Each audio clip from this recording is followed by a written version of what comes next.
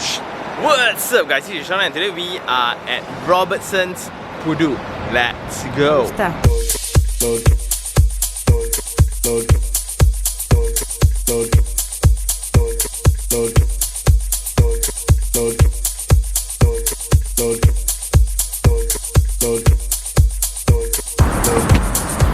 Okay, so now we are actually on top of Jalan Pudu itself.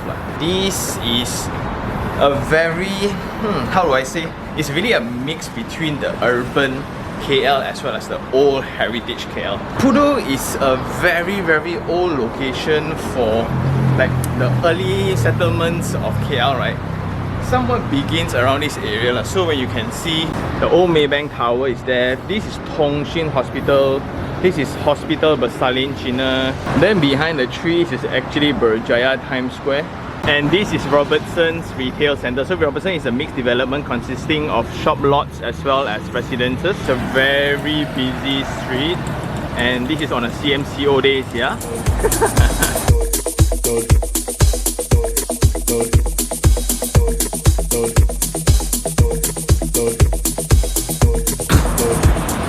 So 5 minutes walk away, you have this UTC Central, which is the Pudu Sentral Station, where it was one of the main transportation hub for everyone in Malaysia, right? Somewhat settled in KL, so last time they would take the bus, and the first stop they would be in is actually Pudu. So Pudu then somewhat becomes that main activity hub. Then you can see opposite old buildings, then suddenly you have this new tower, new iconic tower that's going to be ready very soon. Right, and that is Robertson.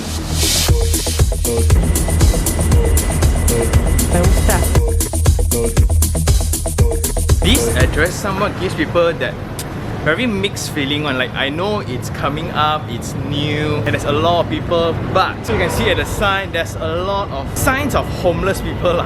So there will be people early morning giving out food to the homeless people. And it's really depressing actually when you see these kind of scenes. People will just sleep at the bus station, they will sleep at the bridge. That is something to also take note. If I want to walk around, right, and I still feel eerie. And again, because of the early settlement, everybody will stop here first for the bus. This is like the transportation hub back then. You can see a lot of hotels. These hotels will sometimes also provide other services. Yeah, that's why it's quite dodgy sometimes as well. This is Pudu in the UTC terminal right now. You can see underneath, right, it's all the bus stops. Judging based on the traffic and based on the abundance of public buildings, right? Public building means terminal, the transportation hub. Then you have the hospitals, not one but two very famous ones.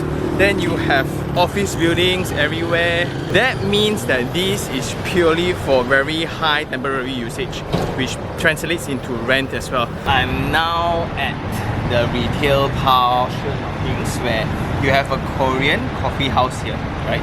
You have mama stores, not one but two, a few lah. Then you have cafes, then you have some boutiques going on in front. The one thing that really sticks out to me, right, is this busy roundabout, because that's the church and inside there's a school. It's Stella Marie School. So this is the frontage of Robertson itself.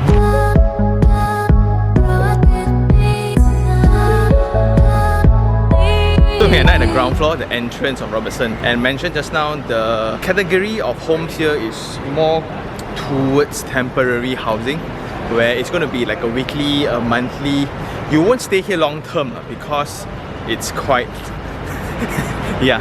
Hence you have a lot of home brands like this, and those are the service providers for owners. If you want to rent out your unit temporarily but you don't know how to manage, right, you can actually just sub to them, they will manage for you. Now we are in the lift lobby and let's go to the unit. But first observation, right, it's empty. There's 11 units in total served by 3 passenger lift, 1 service lift. Let's go find the refuse chamber first. And based on the lift lobby, I think it's fine because the window is pretty big, so it's pretty bright in the interior. With the artificial lighting, it's still okay. And because it's always short-term stay, right, people do have no idea where the refuse room is. That's why you have a lot of wayfindings. And this is the refuse room. That's about it. So I can actually smell some things already. Then the corridor width 2 meters, corridor height 2.6. Very pleasant. And this is the unit that we're going to visit, right? So there will be a foyer, and let's go in.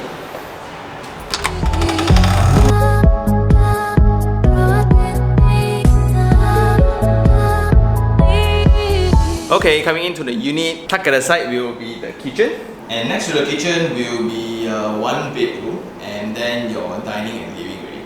But one thing you will notice, right, the unit is not straight. So this is the Type C layout, 527 square feet, and this is a freehold property. You get the 2 wing wall there. Most likely that's the structural elements, and the window is going to be like that lah. Hence you will find it very weird at the living, because it's when the crooked line and a straight line, you cannot find the perpendicular angle, and if you have OCDs, right, it's going to be a problem. Then you have the kitchen, and you have the bathroom in the center. So the bathroom here most likely is going to be mechanical ventilated, because there's no window to connect to. And this is the principal bedroom. It looks rather huge for a 500 over square feet one. So it's a linear layout kitchen where it's one straight line, and you have your basin here, your hood and hob. And in accordance to my team members, right, most of the things here are empty when it got handed over, so it's pretty much done by the owner himself lah. So if you can see, the length is pretty okay. Just that because of the very odd shape and form of the layout, right, you have very weird corners like this. Like shelves are not designed to terminate at an angle. So if you have an angle wall, you need to prepare extra piece like this lah.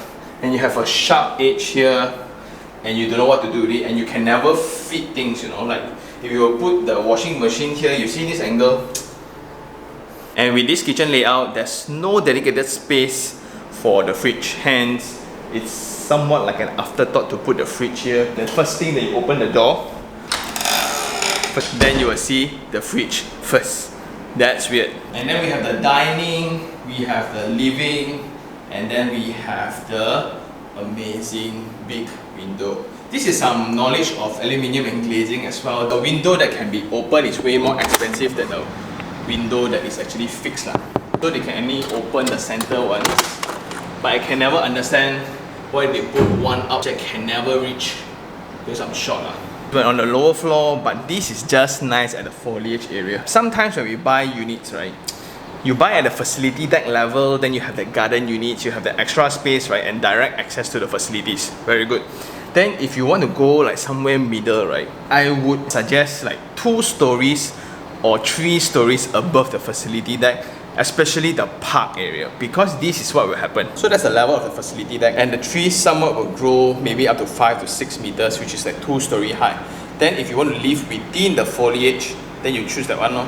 But if you take 3 stories above the facility deck, you will see things like this. And that's pretty soothing, and at that level, it's also slightly cheaper in comparison to the sky views. Then the unit comes with a pelmet where you can just hide in your curtain railings. This project was somewhat a hot topic because of the very innovative financing methods. They introduced cashback for properties, then they merged that with bulk purchasing, and then they calculate returns based on the short-term stay. Hence, when it was launched, it's 1,004 per square feet. So a unit like this is going to cost like 730 over 1,000. And if you translate into the monthly installment back then, it's around 3,500. No joke. And who's going to rent this for 3,500 in a location like this? And with the current situation of COVID right now, you can see that the Airbnb businesses is like almost, I feel pretty bad for all the investors lah. This is some risk that you guys need to really understand if you are buying an investment property that is based on short-term stay. Okay, let's go to the bedroom.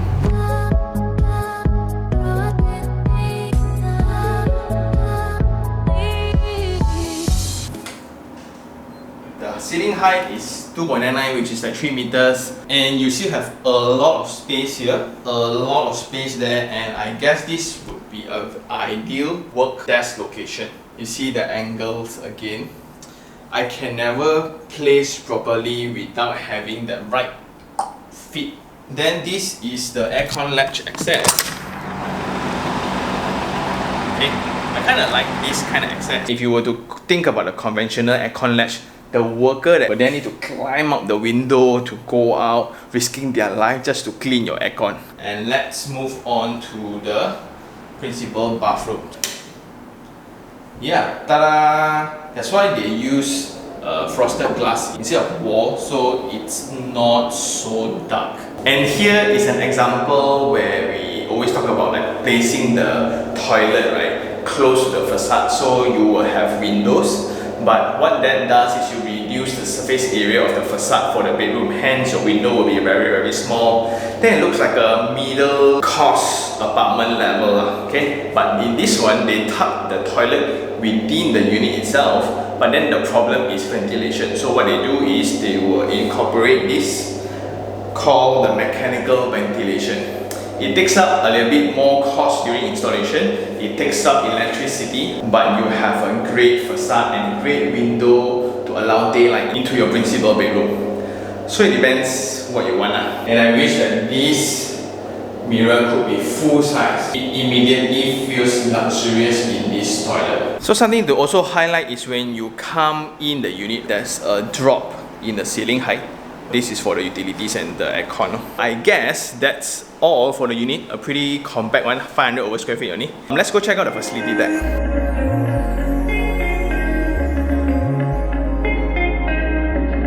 All facilities will be temporarily closed until CMCO is lifted. So, it means we're gonna see the facility deck lah.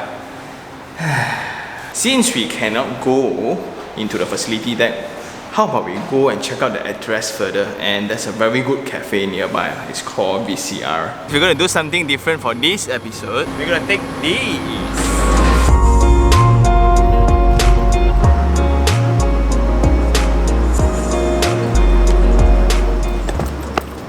Yep. So we are now at VCR. This is like somewhat the shop lots that is very close. Actually, we don't need this. We can actually walk. But this is so cool.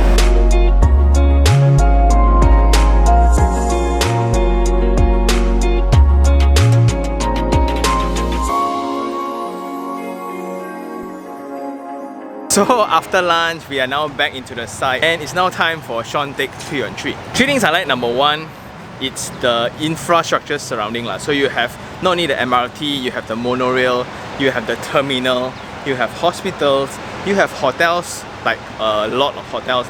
Then you are very close to office buildings, and that is very prone to investment focused use. It's going to be a very good investment property because there's a lot of demand for temporary staying. Number two, it's a mixed development and it's complementing the existing site, because if you walk around the site, right, you can't really find like a restaurant or a kopitiam. Number three is the location of KL. You are one turn away from Bukit Bintang. You are one turn away from Bukit Salon. Times Square is around, KLCC is around, KL Tower is around, the new office tower is around. Basically, if you are into action, if you are really like pursuing career, you need to be very close to action.